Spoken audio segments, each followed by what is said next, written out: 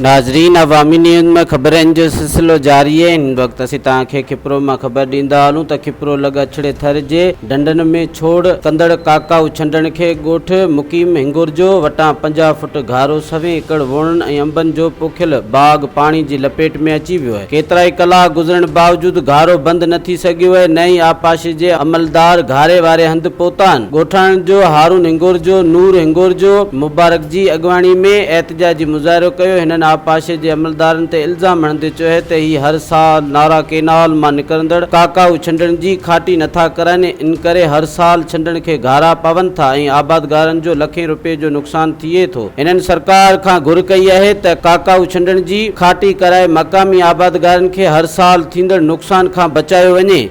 बदली करायो, काकाऊ जी खाटी करायो जेको काफ़ी सालनि खां लटियो पियो आहे। उन काका खाती न हुअण जे करे असांजा 100 एकड़ फसल ॿुॾो आहे। असांजो कब्रिस्तान ॿुॾी वियो आहे। हथुंगे शहर जी अस्पताल आहे, उनखे पाणी वेझो आहे, उहो पाणी जी मदद पाण उनखे बंदि कयो आहे। असां हर साल रड़ियूं करियूं था पर असांजी केरु बि कोन थो ॿुधे।